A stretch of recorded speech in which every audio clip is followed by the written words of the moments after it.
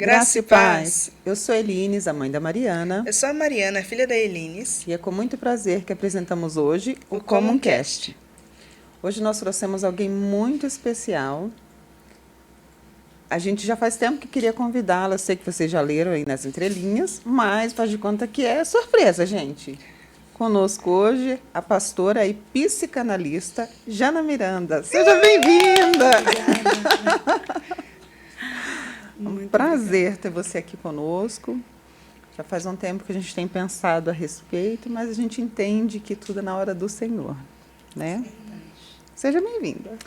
Obrigada, eu que agradeço por esta oportunidade. É um prazer e é realização de um sonho também, né? Que bênção! Então, eu acredito que tudo exatamente é de acordo com o tempo e o propósito de Deus. Amém. Estou muito feliz. Que bom, nós também somos muito felizes. E a gente já queria começar perguntando quem é a Jana? A Jana é uma mulher, né? Uma dona de casa comum, tem filhos, casada há 21 anos, 3 filhos. O meu mais velho está fazendo hoje aniversário. Parabéns! Obrigada. Olha aí. Está fazendo 20 anos. Aí eu tenho o meu do meio de 17 anos, que é, na verdade, o mais velho, o Pablo, o Kelvin, de 17, e a Lohane, de 11. Sou professora, né, pedagoga, trabalhei como um período, não foi muito longo, período como professora, educação infantil. E depois eu decidi, já pastoreando, né? A gente sabe que a demanda pastoral é uma demanda boa, porém, não conseguimos atingir no lado emocional. A gente atinge muito no lado espiritual. Então, já como pastora, fui verificando a ausência de profissionais e fui me identificando muito. Que, na verdade, desde criança, né? Meu sonho era ser psicóloga, né, terapeuta. Só que eu fui para os caminhos, né, da pedagogia. Mas aí eu me decidi, um pouco antes da pandemia, já fazer cursos, fui me especializando. Aí fui para a psicanálise e hoje, graças a Deus, estamos aí ajudando, principalmente o meio cristão, né? Que são as pessoas ajudando nas suas dores emocionais e na saúde mental, né? Que eu acredito que é muito importante hoje, principalmente hoje, que graças a Deus está mais aberta assim, nesse sentido. Então, a Jana é uma mulher, né, comum, que tem os seus obstáculos, mas também que decidiu ajudar as pessoas emocionalmente no lado espiritual. Pastora também, né, esposa de pastor, pastoreamos ali na Vila Tonim, já pastoreamos há algum tempo e hoje tem 9 meses que estamos aqui em Rio Preto. Éramos de São Paulo. Ah, tá. E você é nascida onde? Sou baiana. Baiana, pouco tempo, né? Eu vi, meus pais vieram da Bahia, eu tinha 3 anos de idade. Mas, assim, a nossa linhagem, minha mãe e meu pai, são Feira de Santana, da Feira de Bahia. Santana. E quando vocês vieram para que lugar? Eu falo que eu sou chique, né? Porque... Rodou o país Né? inteiro. Eu também. Na verdade, nós moramos, assim, em uma comunidade, onde é a Globo hoje, né? Ali na Berrine, onde foi fundada ali, exatamente, era da prefeitura, e ali tiraram para construir aquele prédio. Então, nós morávamos ali, não viajei um país inteiro. Não queria. Mas, assim, eu falo porque nós morávamos ali em um lugar muito bom, era próximo a tudo, ali era... Só que era da prefeitura. Então, a prefeitura ali tirou, nos indenizou e fomos para o Vargem Grande, que é em Parelheiros, Zona Sul de São Paulo. Também hoje é um bairro, porém muito grande, cresceu muito e morei lá desde os meus 12 anos. Fiquei dos 3 aos 12 nesse bairro, né, que era a comunidade já de Edith. E após eles indenizaram, a gente teve que sair de lá, meus pais tiveram que sair, a gente foi para... Hoje falam que uma meteora caiu, tem uma história muito grande lá, mas hoje é um bairro bem grande, que é o Vargem Grande, é extremo Zona Sul, pouca gente conhece. Aí, em janeiro, nós queríamos muito sair de São Paulo, então decidimos conhecer. Temos um amigo aqui e fomos vindo, conhecendo e nos apaixonamos por Rio Preto, né? Bálsamo especificamente. Aí hoje estamos morando em Bálsamo. Conta um pouquinho pra gente sobre a sua trajetória com Jesus Cristo, como ele te achou, como a senhora achou ele. Na verdade, meus pais sempre foram cristãos, né? Inclusive do ministério Madureira. Na verdade, na Bahia, eles eram Belém, aí chegou aqui em São Paulo, não tinha muito, foi para Madureira, inclusive para Debras. Antes a sede era na Vila Olímpia, depois fomos para Debras. Só que assim, criança, né? Já tinha rotina de escola dominical, tinha as tias que iam lá nos pegar, sabe, nos levar, nos arrumar. Era muito carente. Nós somos em 7 irmãos. Então, minha mãe sempre trabalhando fora, meu pai, então não tinha muito aquele cuidado, sabe? Não tinha tempo. Então, as tias iam lá, tanto que a minha pastora hoje, que estávamos até certo tempo, ela foi uma das tias que penteava meu cabelo, que me levava para a escola dominical, que esperava. E era uma sede muito grande. Até os meus 12 anos, que foi nessa comunidade, era uma sede, eu tinha amigos, então a gente buscava muito a Deus. Lembro que faltava energia, a gente não estava nem aí. Minha família, estávamos lá, eu tinha uma amiga também, que a gente não perdia culto. Tanto que eu fui batizada com o Espírito Santo, exatamente com 11 anos de idade, em um culto de oração. Pouquíssimas pessoas, estávamos em um círculo, o pastor, vamos orar, e ali sentimos a presença do Senhor e eu fui batizada. Ali sim foi o encontro, foi o divisor de águas. Que aí eu já não estava mais nas crianças também, já estava com os adolescentes, então foi quando aprendi a jejuar, aprendi a buscar a Deus, aí me dediquei muito, orações, a gente fazia campanhas, já me sentia uma adulta ali, naquele meio, sabe? Que naquela época, né, criança crescia muito rápido, não tinha hoje o tempo que eles têm. Hoje, graças a Deus, isso me deu uma base muito grande. Aí, ao vir para o Vargem Grande, continuamos. Aí já professora de escola dominical, de criança, regente, já gostava muito de ministrar. Às vezes louvando, não sou muito boa em cantar, né, como abençoada, mas assim, eu gostava muito. Só que na mensagem, nos hinos da harpa, os irmãos me davam oportunidade, eu já aprendi a ministrar ali. Através do louvor eu já ministrava, eu já tirava um louvor. Eu lembro que aquele hino Mais Perto Quero Estar, nossa, eu fiquei 1 hora ali, os irmãos teve que tirar o microfone. Porque eu achei que ali era a Bíblia, sabe? Eu comecei a falar daquele hino e ali eu me identifiquei como uma ministra. Já começou a fluir dentro de mim o ministério da administração, da palavra. Então, eu fui me identificando. Foi muito bom, me serviu muito com os jovens, evangelismo, ar livre, né? Culto ao ar livre, tinha bastante. Então, foi o alimento bastante, assim, eu me dedicava muito. Até hoje eu vejo que tem resquício, graças a Deus, desse alimento que me fortalece hoje. Foi muito bom. Período, assim, maravilhoso. Essa trajetória até casei também na igreja com o nosso pastor, ele fez a ministração, casamos. Meu esposo teve todo o ministério também, conheci ele na igreja. E a gente veio, assim, só crescendo. Vocês tinham que idade quando vocês casaram? Eu casei com 18 anos. Que, na verdade, para nós, já estava, naquela época... Estava velha, já. Estava velha. Tinha uma meta, Desculpa né? pelo linguajar. Mas exatamente isso, eu não queria falar desse jeito, mas já que você falou. Hoje eu vejo, né, a diferença.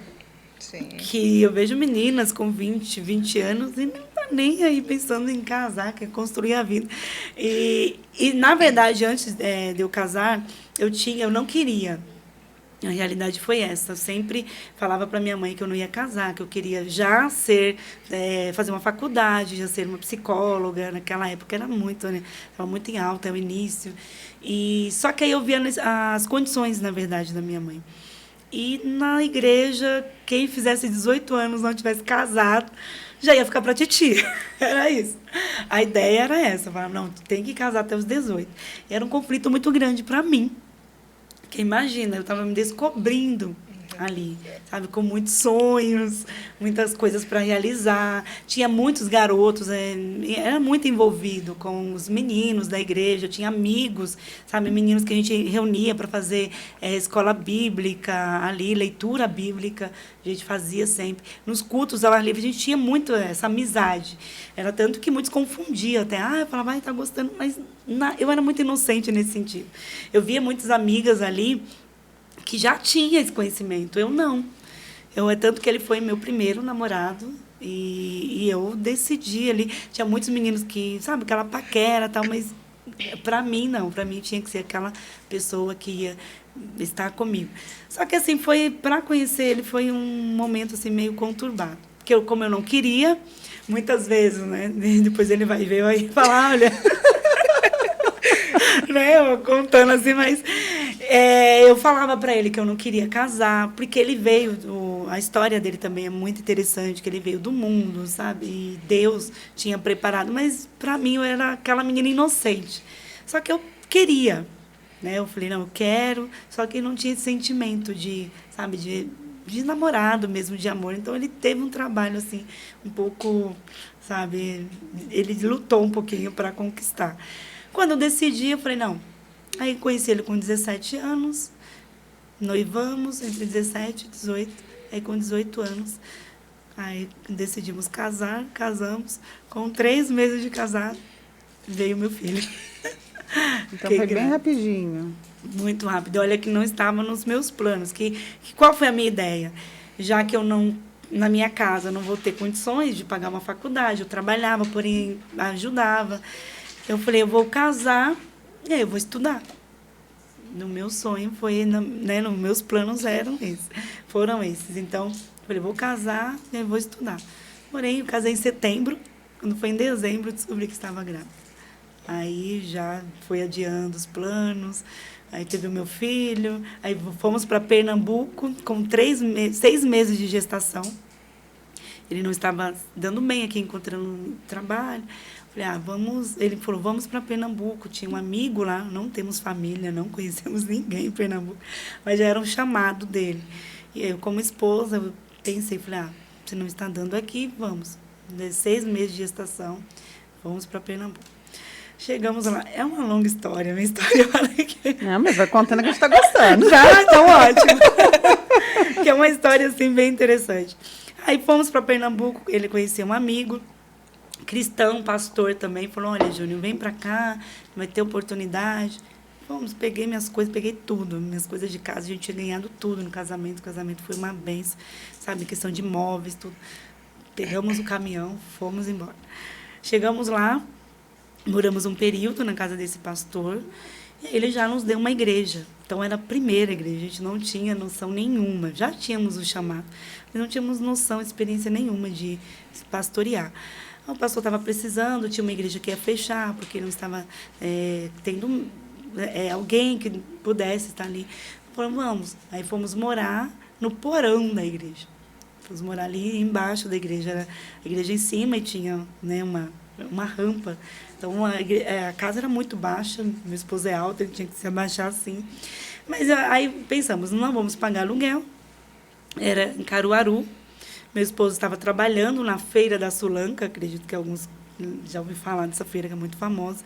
Então, estávamos indo muito bem, dirigindo a igreja, conseguimos, ali era um bairro também muito carente, tinha jovens, sabe, evangelizando, toda aquela experiência que eu tinha da juventude, de culto ao ar livre, de evangelismo, nós fomos né, trabalhando ali, conseguimos, os jovens, tanto que ao irmos para essa igreja sede, que era desse pastor amigo nosso, e é um bom grupo, então foi crescendo, e porém foi tendo dificuldade também em questão de ajuda, né, ali, ajuda financeira, porque era um povo muito carente. E o meu esposo foi ficando doente. Ele foi adoecendo, a gente não sabia o que era. Ele começou a ter dores no peito, a tossir muito, e lá é muito quente. Fala assim, Rio Preto é um sol para cada um, lá são 2 sol, 3 sol para cada um. Aqui.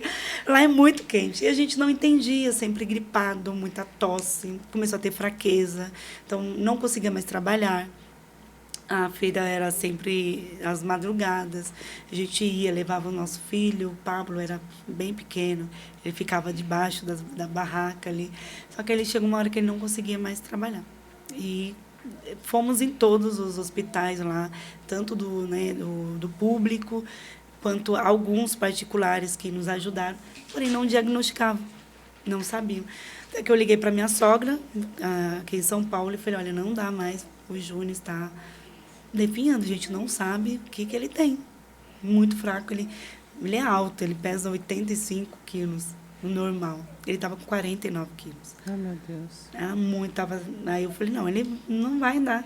Aí minha sogra falou, não, vamos voltar, voltamos, deixei minhas coisas, voltamos correndo para São Paulo para tratá-lo, para ver o que seria. Fomos para os hospitais, também ninguém descobria o que era aquele dia. Até que o nosso pastor, né, já um outro pastor, não foi o mesmo quando saímos foi o que fez o nosso casamento, outro pastor falou, olha, vamos pagar uma consulta específica para ver o que é. E aí foi quando nos ajudaram, porque a gente estava financeiramente só Jesus. O pastor ajudou, aí fizemos esse exame, aí foi quando descobriu que ele já estava com tuberculose no último estágio. O pulmão direito dele não tinha mais, ele tinha vomitado o pulmão, porque ele escarrava sangue. Só que nenhum médico, acredito que, né, Deus não permitiu. Hoje eu entendo isso. Não fizeram o exame dos carros para saber. Só que quando o doutor pegou ali o raio-x, ele viu e falou, olha, seu pulmão direito não tem mais. Você está com tuberculose em último estágio. Graças a Deus que você veio até aqui. E já internaram ele, começou a fazer o tratamento durante 6 meses. Fizemos o exame também, tanto eu quanto meu filho estava com 8 meses de idade. Fizemos, graças a Deus, não pegamos, né, porque é contagioso. Então, graças a Deus, não. Aí foi fazendo o tratamento, ele foi recuperando, aí eu comecei a trabalhar em uma fábrica, aí começamos a nos reerguer novamente. Reerguendo, aí chegou um período que estávamos bem já, aí Deus nos abençoou com uma casa exatamente lá, porque nós voltamos para o Vargem Grande, que já estávamos lá, ficamos com a nossa sogra, aí o Senhor foi abençoando, nós conseguimos a nossa casa. Aí, com 3 anos de idade, com meu filho com 3 anos de idade, eu engravidei de novo. Aí, o meu sonho de fazer uma faculdade, de estudar, foi ficando para trás. Porque aí meu esposo estava muito debilitado, não conseguia emprego. Ele, pela idade dele também, era mais difícil para ele trabalhar. Ele era muito debilitado, então ele precisava de um período para se recompor. Foi quando eu comecei a trabalhar. Aí Deus abriu as portas, trabalhando. Ficamos aí nesse tempo, ficamos um período só na igreja. Ele ficou um pouco desanimado, fraco, mas aí passei muitos problemas também no casamento nesse sentido, que ele estava muito desolado, na verdade, muito desolado, porque ele estava muito debilitado, não conseguia dar conta da família. Muitas vezes era minha sogra, minha mãe, que ajudava. Então, ele foi ficando desanimado com uma série de questões espirituais dele. Aí ele ficou um período bem desanimado, períodos fora da igreja. E aí foi quando eu tive experiências, Deus permitiu, hoje eu entendo, mas foi um curto período, mas foi um período assim que eu tive experiências, eu falo, terríveis com o mundo. porque aí ele começou a ter amizades. Foi tanto que eu, na gestação do meu segundo filho, ele estava nesse período que ele ia jogar bola com os amigos do mundo, e aí nos deixava lá, eu, meu filho, e na gestação. Então, eu sofri muito nesse sentido de não ter esse companheirismo.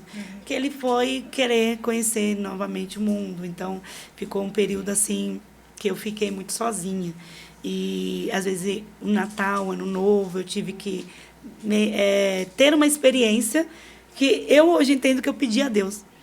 Porque lá, quando eu orava, eu falava, Senhor, se for para eu casar, eu quero alguém que me dê uma experiência. Porque eu via pregadores indo lá contando testemunhos do mundo. E eu sem saber o que estava orando. Sem saber o que estava pedindo, menina. A pior coisa.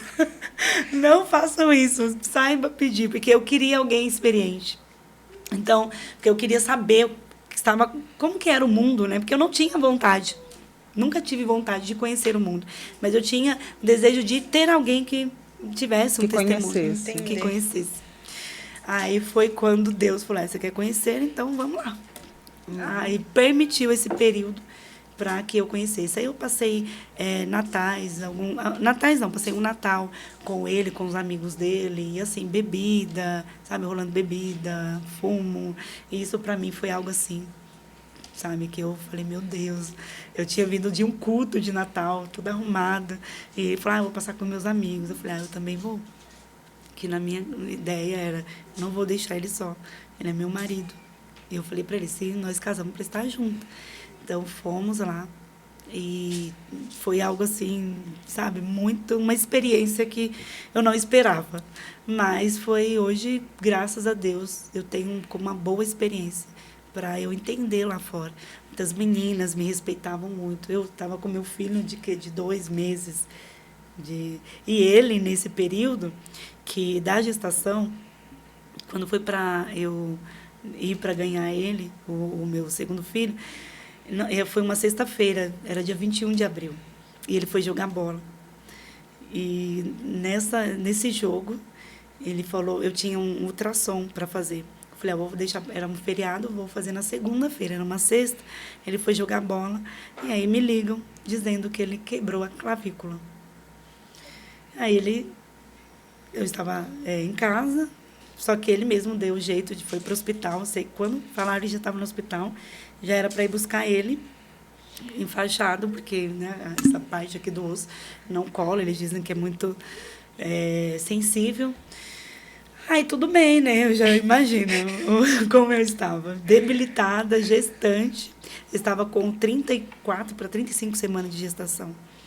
Aí eu fui na segunda-feira, ele ficou em casa, na cama, não podia levantar para colar essa bendita clavícula.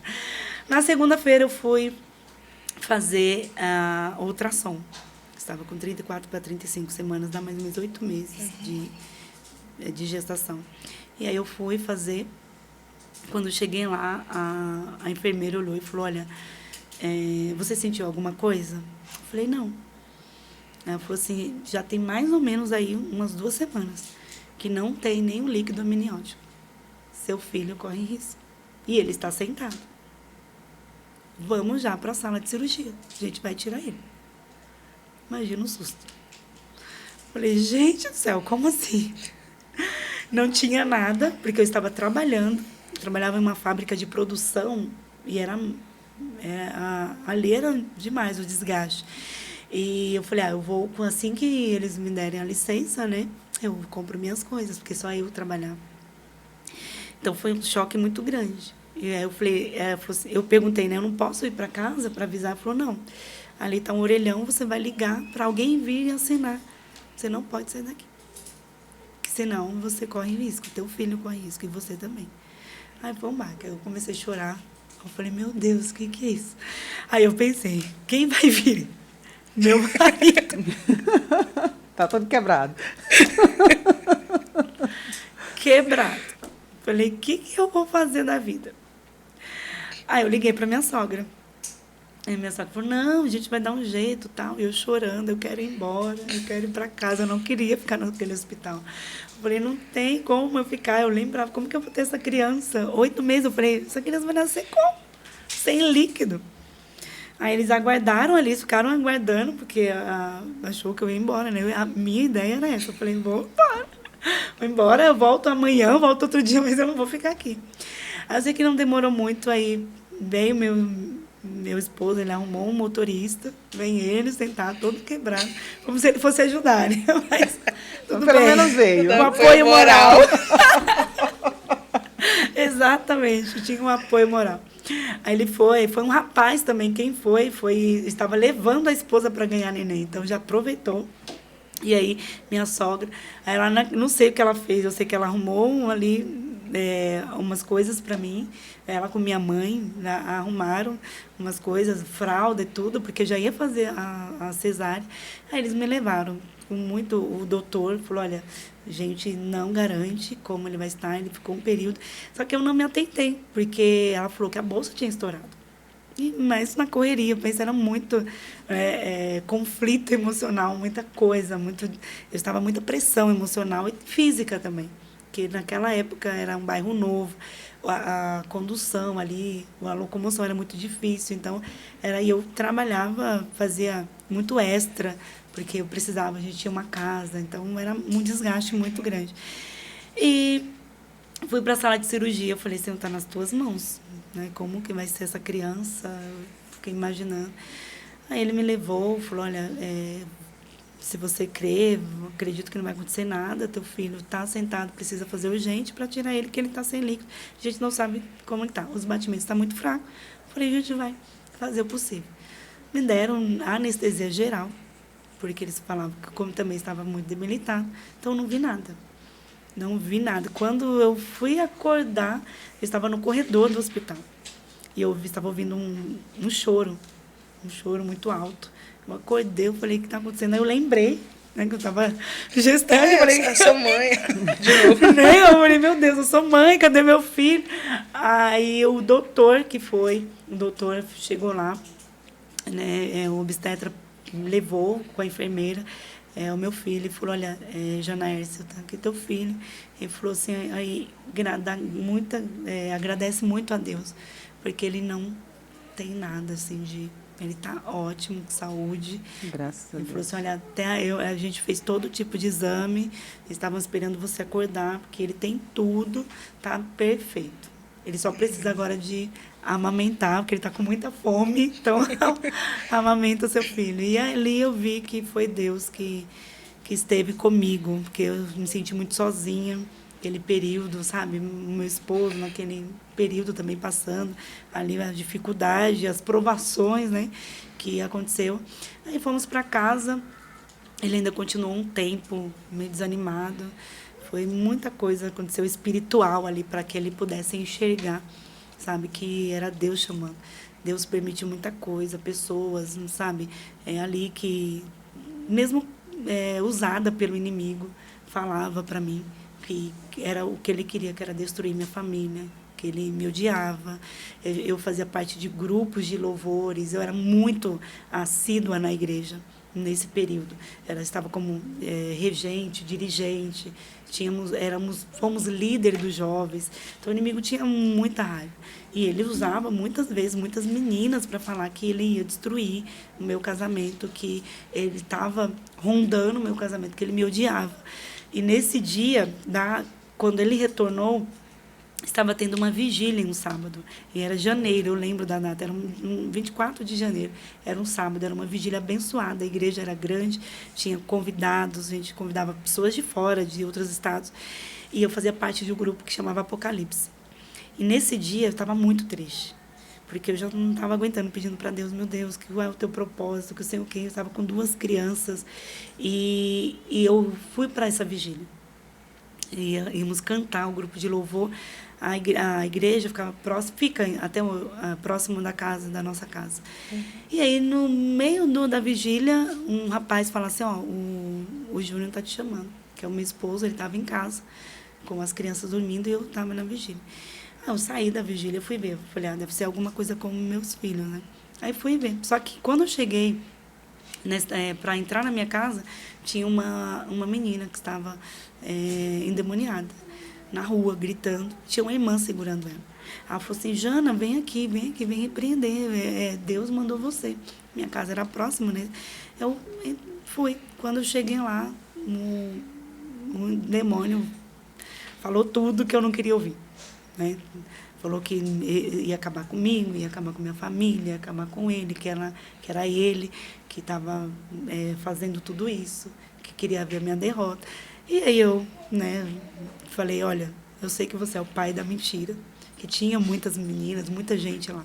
Eu estava com vergonha, na verdade, sabe, de saber tão claro que o inimigo estava fazendo com a minha família, com a minha casa. Aí eu falei, você é o pai da mentira. E aí eu repreendi, saiu.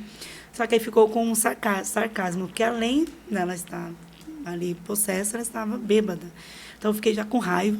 Eu já falei, olha, pega essa menina, joga ela ali naquela torneira de água fria e que eu não quero mais saber. O demônio já saiu. Então pegaram ela, eu voltei para minha casa. Só que e voltar e ver o meu abençoado lá, olhar para a cara dele, saber que ele ouviu, que era muito próximo. Aí eu falei assim, você ouviu, né? A partir de hoje, você que decide o que vai acontecer. O que você quer da tua vida. Porque eu não tenho mais força. Aí eu voltei para a igreja, vi os meus filhos estavam dormindo. Eu nem perguntei o que ele queria. Voltei para a igreja.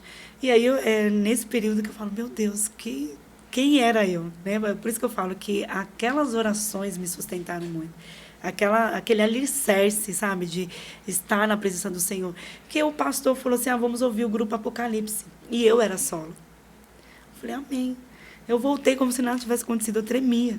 Mas eu peguei o microfone e eu falei assim, olha, irmãos, eu saudei a igreja, eu falei, eu estou muito feliz. Eu estou muito feliz. Aí, por quê? Porque eu fui agora ali fora e o demônio tomou uma menina falando que queria acabar com a minha família. E eu me alegro nisso, porque ele falou que me odeia. Se ele me odeia, porque eu estou fazendo certo. Exatamente. Só que aí hoje eu olhando e falei, meu Deus, como eu estava, assim, para você ver como eu estava tão debilitada, fisicamente e emocionalmente, porém espiritualmente, eu estava bem. Graças a Deus. Que foi isso que me deu força. E nós louvamos, foi uma bênção. Quando terminou a vigília, voltamos para casa, voltei para casa. Nesse dia ele não saiu de casa, porque ele saía sempre para jogar bola, que foi o que tirou, sabe, essas amizades dele com o futebol. Não eram pessoas, né, cristãs. Então nesse domingo ele não foi. Ele ficou comigo, me ajudou com as crianças. E eu já percebendo uma leve mudança, me arrumei, fui para a igreja, não falei nada.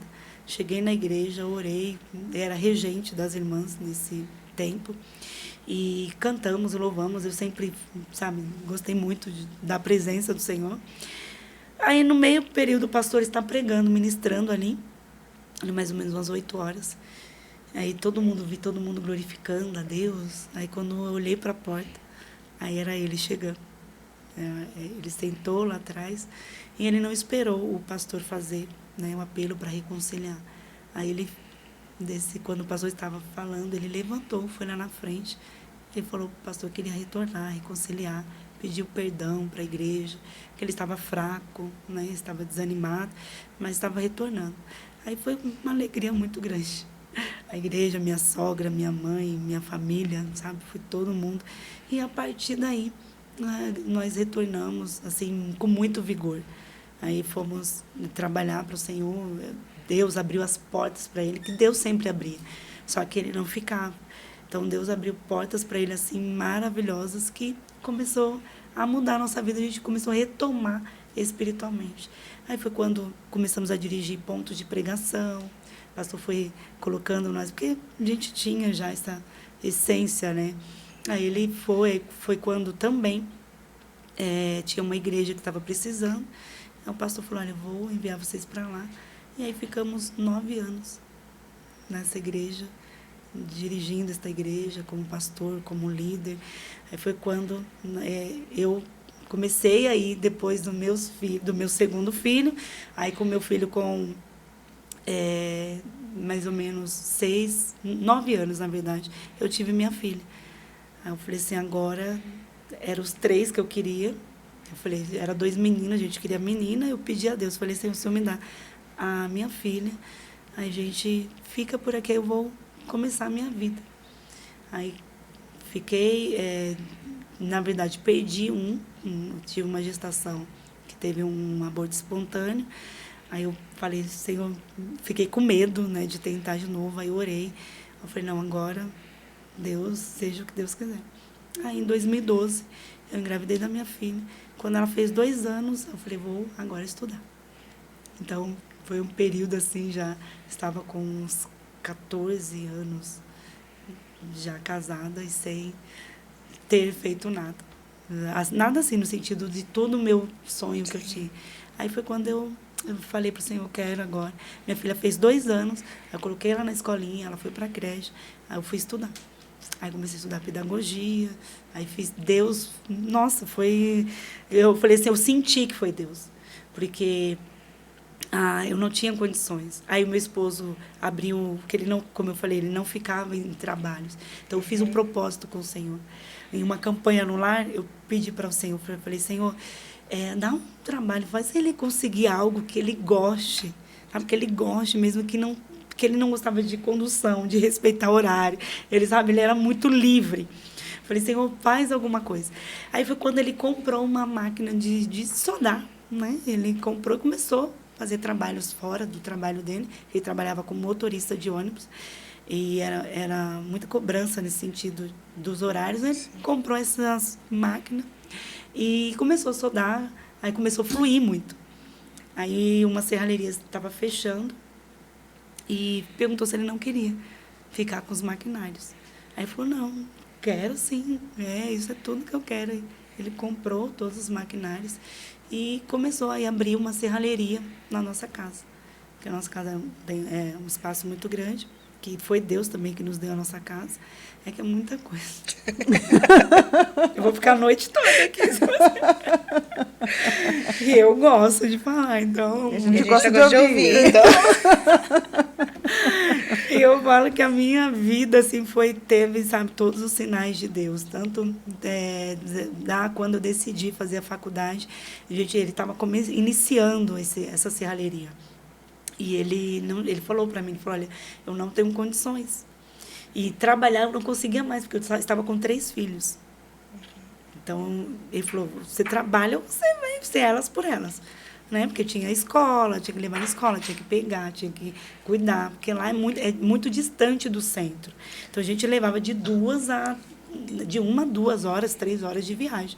E em horário de pico, eu saía 4 horas da manhã para chegar 9 horas da noite. Então, era muito, né, o período muito longo. Ele falou, você que sabe. Então, eu falei, vou estudar. Ele falou, não tenho condições. Uma faculdade naquela época era, né, um valor muito alto para nós. Aí eu comecei a orar ao Senhor, falei, vou fazer bolsa, né? Vou atrás de bolsa. Aí fui atrás do FIES, aí não consegui, não queria. Aí tinha um projeto Escola da Família, aí eu entrei nesse projeto.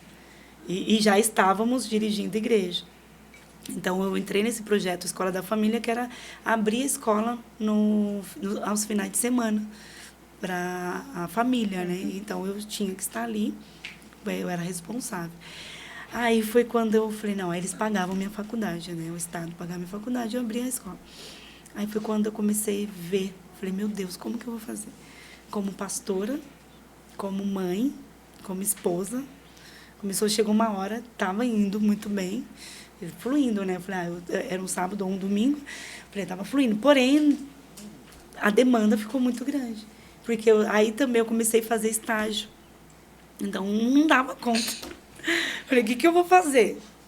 Sabe, minha filha é muito nova, tinha que levar na creche, tinha que buscar. Tinha meus filhos que eram pequenos ainda. Então, eu falei, era um de 6, um outro de 9. Eu falei, não vou conseguir. Aí eu comecei a orar ao Senhor. Aí apareceu um estágio remunerado, que era ser auxiliar de classe na prefeitura. Aí eu fui para a prefeitura para já ajudar. Falei, se eu ficar nesse estágio, eu não vou ficar na Escola da Família, porque o estágio paga a faculdade. Só que aí não. Mal dava para ajudar, era muito pouco. Aí eu fiquei com os 2. Aí eu falei, Senhor, não vai dar. Eu não estava dando na escola dominical, nos ensaios, sabe? Me incentivar, eu estava falhando muito. Eu comecei a pedir ao Senhor. Começamos em fevereiro, fiquei até junho na escola da família. Em junho, eles começaram a mandar e-mail para a gente não ir. Falei, olha, não vai para a escola da família, vocês não precisam ir. Aí eu falei, meu Deus. Aí ficou 2 semanas, 1 mês, 3 meses. Falei, gente do céu, vamos chegar na faculdade. Em dezembro, a gente não estava indo mais na escola da família. E ninguém chegava a falar nada, só não vai. Falei, o que está acontecendo?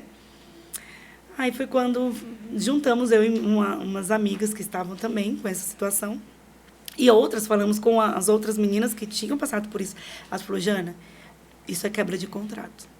Provavelmente a faculdade quebrou o contrato com o Estado. Alguma coisa aconteceu. O que eles vão fazer? Você vai ter que pagar. De junho a dezembro que você ficou, vocês vão ter que pagar, senão eles não vão liberar. Não, você deu certificado. Você só vai. Isso era o início da faculdade. Falei, nossa, eu comecei a orar ao Senhor. Falei, meu Deus. Eu não tenho dinheiro para pagar de junho a dezembro e nem para continuar. Não vou conseguir. Vou ter que trancar. Comecei a entrei em um propósito com o Senhor. Aí chamei algumas meninas, falei, vamos lá falar com o reitor. Marcamos horário com ele.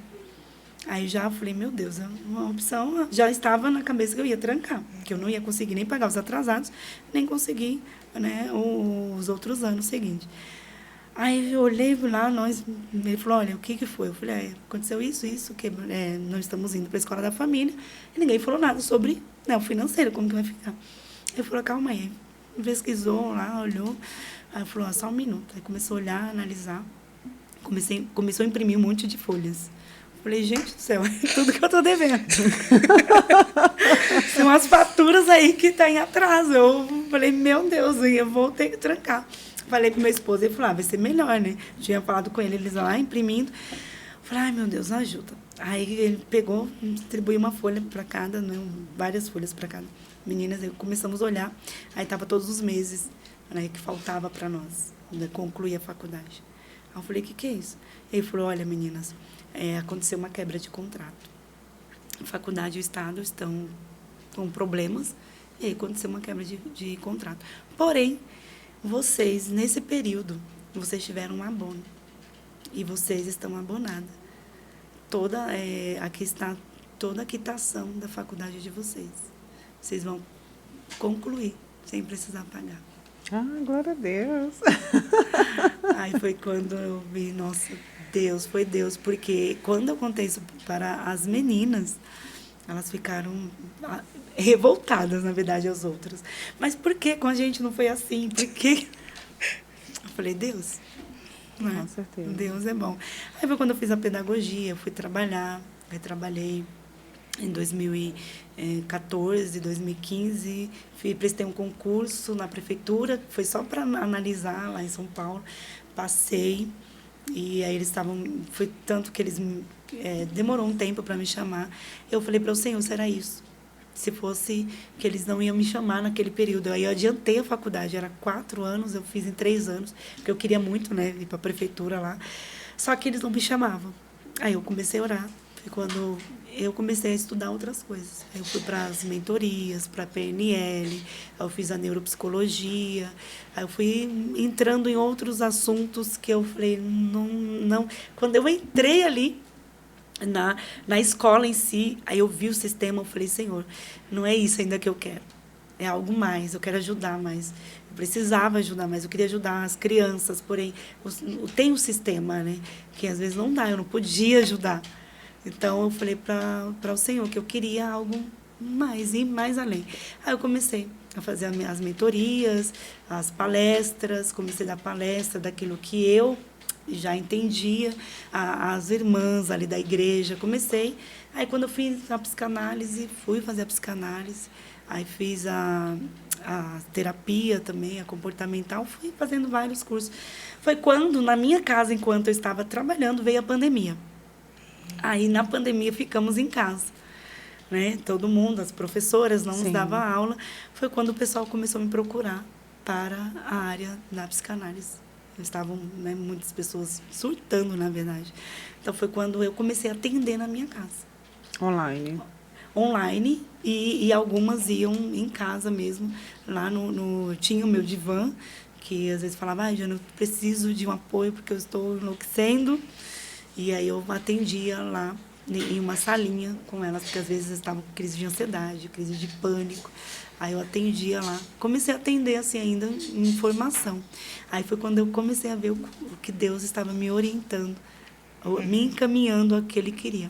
E ao que eu almejava.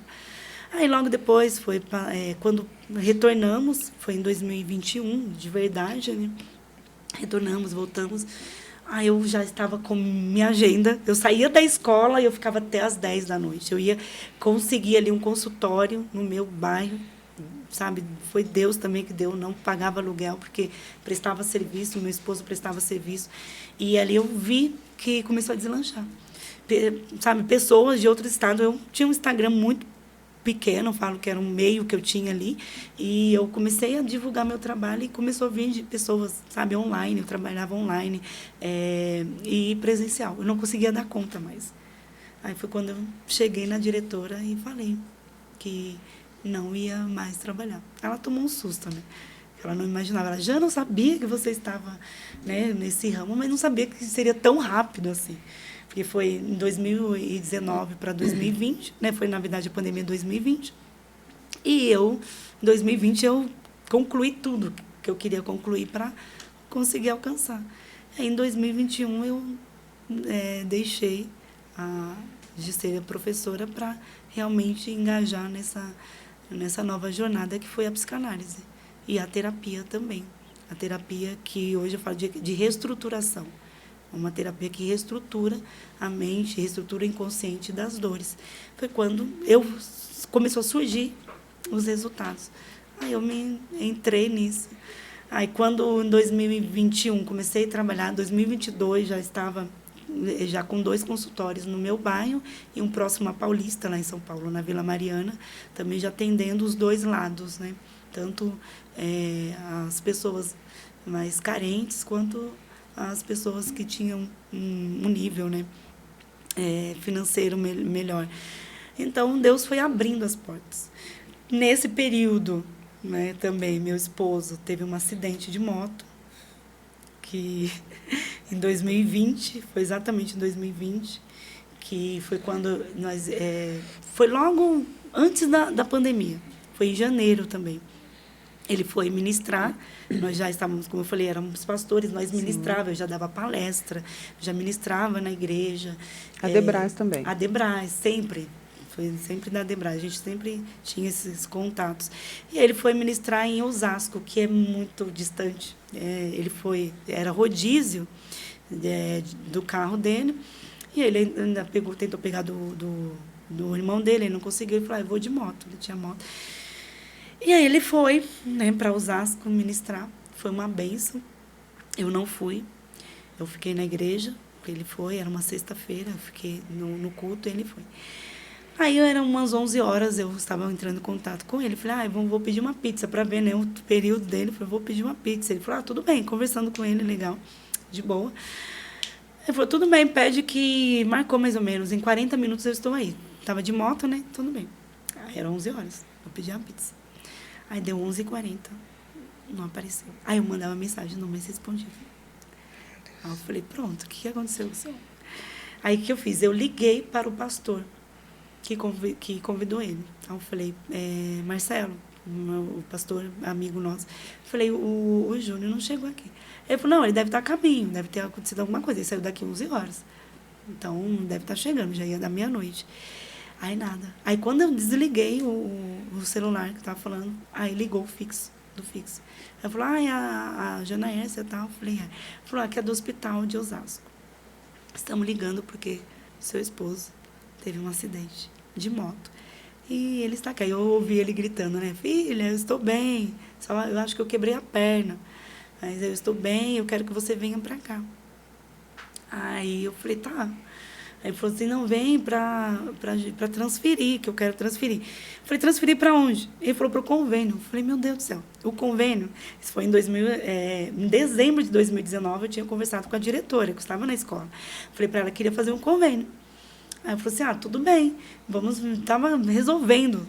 E era janeiro, estava no período total da carência. Não era nem na carência ainda, estava naquele período lá de transição. Sim. Aí ele falou, eu falei, não, você vai ficar aí, porque não tem cogitação, o convênio não dá. Ele falou, não, mas vem para cá. Porque lá, o hospital já queria levar ele para fazer a cirurgia, né? Para colocar a gaiola. Ele falou, não, vem para cá. Eu falei, tudo bem. Chamei meu cunhado, irmão dele, fomos de carro para lá.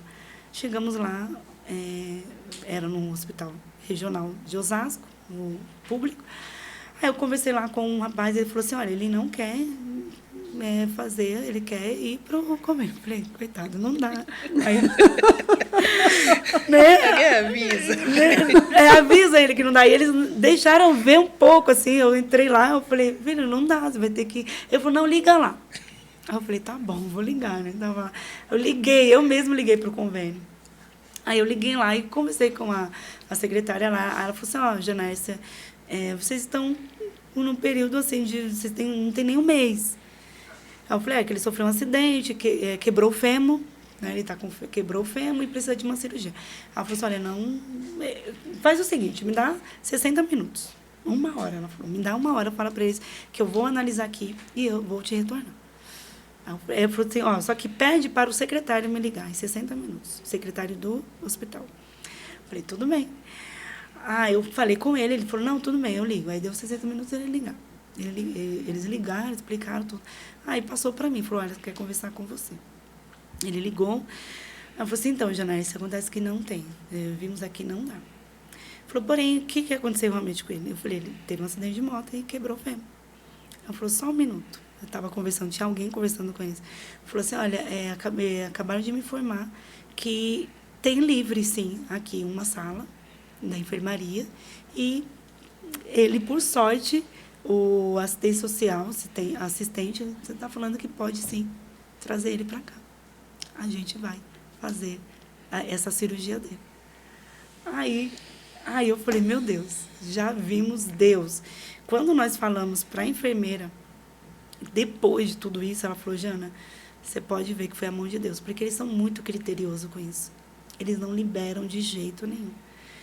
Aí, enfim, né, tudo que parecia ser só aquilo, e isso era no sábado já, porque já era madrugada, foi numa sexta. No domingo eu ia ministrar em um culto na igreja do meu irmão, também no outro lado. Então, como que ficou acertado? Ele ia fazer a cirurgia na segunda. O doutor falou, olha, a gente vai fazer essa cirurgia na segunda, a gente já coloca o pino, ele vai para casa. Beleza. Ele vai ficar na enfermaria, então não precisa ficar com acompanhante. Eu vou para casa. Certo. Eu falei para ele, eu vou para casa. Isso no sábado eu não venho, porque já era madrugada do sábado. Falei, domingo, amanhã, eu venho aqui já arrumada, vou ministrar. E aí eu durmo lá no meu irmão, que era mais próximo do hospital. Segunda-feira de manhã eu estou aqui para assinar o papel da cirurgia e vou para casa. Ótimo. Ficou acertado assim. Minha família foi visitar ele durante o sábado, da madrugada, ficaram lá. Beleza, ele é ótimo. Quando foi no domingo, para eu ir, me ligam do hospital. Aí falaram assim, olha, tem 2 irmãs, tem 2 mulheres aqui, que eram 2 irmãs da nossa igreja, querendo subir. Só que a gente não pode deixar eles subir. Porque a visita estava liberada, né? A visita, porque era normal. Só que elas não podem subir. Eu falei, mas por quê? Falou, não, porque na UTI, só quem pode subir é uma pessoa e é responsável. Eu falei, como assim na UTI? Ele está na UTI. Aí eu falei, você tem que vir para cá. Aí eu falei, mas ele não está. Ele falou assim, vem para cá que a gente conversa. Aí eu já falei, meu Deus do céu, o que aconteceu com esse homem? E nem avisaram antes nada? Não avisaram. Nada, não falaram nada. Eu fiquei assim, eu só soube porque as 2 irmãs foram lá para fazer visita, porque o que ficou acertado era que eu ia. Só que elas falaram, Jana, pode fazer visita? E lá estava dizendo que ele estava para fazer a cirurgia, podia visitar, né? Estava na enfermaria, podia visitar. Na UTI, não. Aí eu Aí ela me ligou, a irmã me ligou e falou, Jana, não sei o que aconteceu, mas eles não deixam a gente só com uma responsável. Falei, tá, me espera, me espera que eu fui de ônibus, mas nem imaginava o que estava acontecendo. Cheguei lá, eu falei assim, olha, pode subir 2 pessoas, mas você e uma outra pessoa. Aí subi eu e a minha dirigente do círculo de oração que estava lá. Subimos. Aí subimos na salinha do doutor. O doutor falou assim, olha, Janaíce, o que aconteceu com seu esposo? Essa madrugada, ele começou a delirar. Ele começou a falar coisas sem nexo. E a gente fez uns exames e tudo indica que deu uma embolia pulmonar. Ele está na UTI, ele não fala, ele não está vendo. Ele está em estado de coma. Ele entrou em coma essa madrugada. Aí eu falei, como assim? Ele estava bem. Eu falei, mas o que aconteceu? Ele falou, a gente não sabe. Por quê? Porque eles fizeram, né, toda a anamnese, preenchemos. Eu falei assim, isso não era nenhum, a gente não cogitava jamais que isso fosse acontecer. Que ele é novo, ele não é fumante, ele não... E a embolia, né, a gordura do osso, foi para o pulmão e deu parada respiratória e afetou o cérebro dele. Queimou o cérebro dele. Nossa, quando falou isso, me amoleceu. Eu falei, meu Deus, o que é isso? Isso era janeiro. Aí eu falei, já final de janeiro, já logo início de fevereiro. Aí eu falei, eu quero vê-lo. Aí quando eu fui ver, eu desconheci. Ele estava todo entubado, muito inchado. Não falava, não olhava, não fazia nada, em coma. Ele falou, ele entrou em coma. E aí, agora a gente vai ter que esperar. Eu falei, como assim? Esperar. Ele falou, agora a gente está dando todos os antioxidantes, né, que era para limpar, aliás, anticoagulantes, que era para limpar o sangue, porque ele está cheio de gordura no sangue. E o cérebro dele está queimado. Aí ele foi bem sincero. Ele falou, se ele não volta, Meu Deus. ele vai vegetar. Aí eu falei, tá, o que eu vou fazer? Ele falou, a gente vai fazer uma... Aí ele ficou, nesse período, só dando os anticoagulantes. Aí eu fui pesquisar tudo, o que era embolia pulmonar, embolia cerebral, porque deu embolia pulmonar, né? Falou que é muito... Ainda mais para ele, que já tinha o pulmão. Exatamente, ele já tinha debilitado, ele já Exatamente. estava sem um pulmão. Então, o médico falou assim, olha, por sorte que ele não foi, porque embolia pulmonar, ele falou que muito raro alguém sobreviver, porque dá uma parada respiratória, e deu uma parada respiratória, e deu uma parada também cerebral. Então, ele falou assim, olha, o cérebro dele queimou. E todo dia ele ficou aí nesse período de 14 dias em coma. E todo dia eu ia. Eu estava na escola, aí foi início de escola, aí tinha reunião de pais, a primeira reunião, a diretora pedia para eu dar a reunião, eu dava a reunião e eu ia para o hospital. E foi aquele desgaste espiritual. Aí foi a igreja toda, foi levantando, sabe, em oração, em oração. Cada vez que eu ia no hospital, o médico falava uma coisa. Tem uma vez que deu uma hemorragia nele, que o médico falou, Janaíce, ele não vai resistir. Eles trocavam sangue, sabe, injetavam sangue e não parava, aquela hemorragia não parava. Aí as pessoas, minha família, a família dele, porque aí sim precisava de acompanhante 24 horas. Então, eu não podia sair do trabalho também. Quando eu saía, eu ia lá e revezava, né, para dormir e tal. E aí eu foram 14 dias de oração, que a igreja se levantou assim, foi um mover, sabe? Pessoas até de outros países, amigos nossos, foi um mover de Deus que fez, famílias orando, todo mundo orando e eu orando. Era madrugadas, assim, a gente em campanha de oração. Aí, uma vez, o doutor, eu fiquei 1 hora conversando com ele, porque eu tinha estudado tudo. Eu falei, olha, vocês... porque tinha que ter dado a injeção da trombose, vários, sabe? Tanto que eles lá no hospital, eles já me reconheciam. Eles até falavam que eu era da área da saúde. Eles já me consideravam porque eu estava a par de tudo que tinha acontecido com ele. Eu falei, olha, eu quero saber tudo. Falei com assistente social, falei com o cirurgião, porque que eles não fizeram naquele dia, porque é 12 horas que pode ficar com o osso exposto, porque sim, pode, essa gordura do sangue pode sair. Então, eu conversei com ele, aí o cirurgião falou, Janaércia, nem sempre 2 mais 2 aqui na medicina vai ser 4. A gente fez de tudo para o teu esposo não sofrer. Porque se a gente fosse fazer a cirurgia, ia fazer a cirurgia, colocar a gaiola, para na segunda fazer de novo a cirurgia, tirar a gaiola e colocar o pino. Então a gente pensou fazer, como ele estava bem de saúde, fazer apenas uma cirurgia. Então isso a gente não sabe por que aconteceu. E aí eu via, sabe, que era Deus trabalhando. Só que ao ver aquele homem ali, muito agitado, aí nesse dia o doutor entrou e falou, olha, já são 14 dias de coma, não pode ultrapassar, porque dá a pneumonia e ele vai embora. A gente vai tirar os aparelhos dele, vai fazer a traqueostomia, para quando tirarmos, surgir alguma coisa, a gente conseguir trabalhar aí o pulmão dele. E ele vai para casa. Aluga uma cama de hospital. Falou desse jeito, aluga uma cama de hospital, contrata a enfermeira, porque fisioterapeuta, contrata tudo, porque ele vai para casa desse jeito. E isso era, mas se eu não me engano, dia 7 de fevereiro. Era uma sexta-feira. Não, minto, não era 7 ainda, era antes, logo no início de fevereiro. Ele falou, ele vai para casa. Por quê? Porque isso foi na sexta. Na segunda, minha sogra, dia 4 de fevereiro, faz aniversário. E ela queria, porque queria ver ele. E a gente não deixava, porque ela é muito afoita, sabe? Muito emocional. E eu sempre tentava... Aí eu estava trabalhando nesse dia na reunião de pais. A primeira reunião, dia 4 de fevereiro. A diretora falou, você consegue? Eu falei, consigo.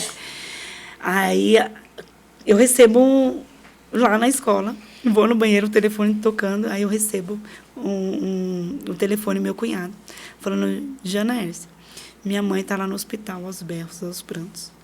Porque ela chamou um irmão para levar ela sem falar com a gente, porque ela queria ver ele. Até então ela não tinha visto ele. E o médico falou a mesma coisa que tinha falado comigo na sexta. Falou assim, olha, você é a mãe dele? Ela falou, sou.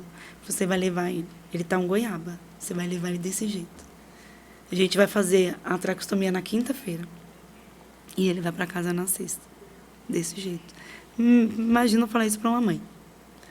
Não, e quem levou ela para o hospital foi um único amigo que ela, mais chegado, um cadeirante. Meu Deus.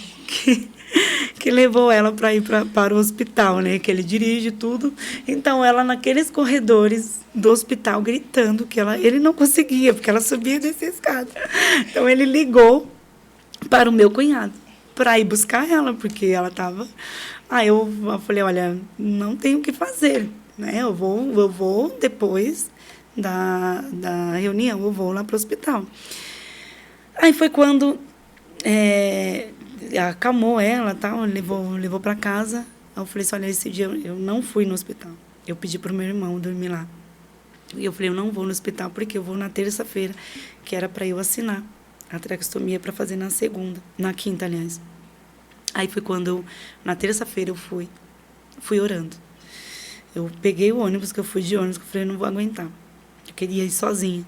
Aí eu fui orando do meu trabalho até o hospital. Falando, Senhor, eu quero um sinal. Eu quero saber o porquê que nós estamos passando por isso. Eu fui chorando, fui ouvindo louvor, sabe, ali foi aos prantos mesmo. Estava vazio o ônibus, eu sentei no final, eu pedia muito para o Senhor, me dá um sinal. Eu preciso de um sinal. Aí eu cheguei lá, eu não consegui subir lá na sala que ele estava, porque eu falei, eu não vou ouvir de novo esse médico, porque todo dia esse doutor, ele me dava uma notícia, tinha dado infecção no rim, tinha dado a hemorragia, tinha dado a trombose, tinha afetado ele. Aí eu falei, eu não vou subir hoje. E aí eu só chorava lá na recepção. Aí minha irmã chegou lá e falou, Jana, por que você não vai? Vamos subir. Eu falei, não vou subir. Vamos subir e fazer uma oração lá, e a gente desce depois e vamos embora. Eu falei, não, sobe lá e faz uma oração. Ela subiu, fez uma oração. Eu falei, como ele tá? Tá bem, sabe, fisionomia, tá tranquilo, tá dormindo, que não coma. Aí ela desceu. Aí eu fiquei lá, ela do meu lado, nós duas conversando e chorando. Aí meu pai chegou. Meu pai, ele é o co-pastor lá da igreja. Aí ele chegou e falou, o que foi? Aí ele falou, o que está acontecendo? Aí minha irmã, não, ela não quer subir. Eu falei, não, nós vamos subir. Aí estava também com um rapaz lá, um obreiro da igreja. Falou, nós vamos subir e fazer oração.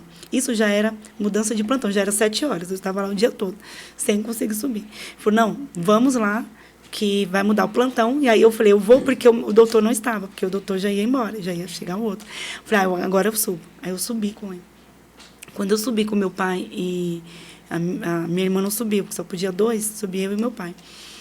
Aí ele falou, não, vamos fazer uma oração, a gente vai embora. Aí estava a mudança de plantão, aí chegou um doutor, o enfermeiro lá. Aí eu lembro até hoje desse enfermeiro, o Roginaldo. Ele. E aí ele falou assim, ele é pastor, né? Eu falei, é. Ele falou, olha, Deus me mandou aqui. Deus mandou eu vir aqui hoje. Aí eu falei, mas como assim? Porque você pediu um sinal. Aí eu não aguentei. Aí eu falei, sério? Ele falou, foi verdade? Eu falei, foi. Ele falou, e para mostrar que Deus é na tua vida, que você pediu um sinal, faltando 5 minutos para a gente entrar no plantão, mudou todo o plantão. Não era nós para estarmos aqui. Era outro plantão. Eu falei, mas por quê? Ele falou, porque todos que estão aqui, todos são cristãos. Até a doutora. Até a doutora é uma cristã e nós todos, quando ficamos sabendo dele, começamos a orar. E eu estou aqui porque Deus fez uma obra muito grande. Deus fez o impossível na minha vida. E eu estou aqui para dizer que Ele também vai fazer o impossível na vida do teu esposo. Parabéns. Ai, eu não aguentei. Quem que aguenta? Né? Ai, nossa, mas foi assim, sabe? Foi um choro de... Aí eu falei, olha, já que tá todo mundo aí, é o plantão, vamos orar. Vamos orar. Fechamos as cortinas, chamamos todo mundo, até a enfermeira. Tinha gente de todas as congregações lá, todos os ministérios. Começamos a orar. Aí eu chamei minha irmã, falei, sobe vocês 2, né? Não sei, eu sei que elas subiram, não podia subir. Eles já nos conheciam lá, então deixaram eles subir. Subimos lá, quando nós começamos a orar, minha irmã orando, quando nós abrimos os olhos, que olhamos para ele, nós não acreditamos. Ele estava em lágrimas, meu esposo. Chorando. Aí, a partir daí, para encurtar, senão... eu acho que já deu a hora. Eu sei que ele voltou, assim, ó, na quinta-feira, que era o dia de fazer a traqueostomia, na quinta-feira ele teve alta. Glória a Deus. Aí eu olhei para o doutor e falei que você não ia fazer a traqueostomia. E ele foi um milagre de Deus, e graças a Deus, até hoje, aí Deus nos trouxe para cá, para estarmos aqui. Né? Isso eu falo que são sementes, né, que plantamos, que Deus, ele nos abençoou, e hoje estamos colhendo a bondade de Deus. Glória a Deus. Gente, que história, Meu Deus. do céu, quanto milagre, quanta coisa. E, infelizmente, o tempo é curto, porque a gente queria ouvir mais ainda. Muita coisa. Mas... Você falou a trajetória cristã. Exatamente. Mas o gostoso é isso, a gente vê Deus em cada detalhe, em cada momento, né? E que história linda. Parabéns, assim, porque não é apenas só receber. Todos nós temos muitos milagres, mas é o saber ser grato ao Senhor. É viver uma vida de gratidão. Eu sempre digo que o maior defeito do cristão é ele não saber agradecer a tudo que o Senhor faz. Verdade. Às vezes a gente fala assim, saí da igreja por isso, estou triste por isso, acabou meu casamento por isso, mas a gente não olha para Deus e enxerga o que Ele já fez. Sim. Né? Até como pais, nós temos um comportamento de dizer assim, eu vou dar para o meu filho tudo que eu não tive.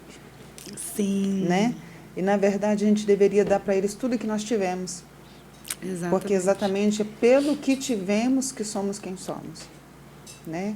E então, gente, fica uma história tão linda, uma história tão forte de alguém que nem era forte, mas aprendeu, ser fortalecida no Senhor, numa vida de oração, numa vida de busca.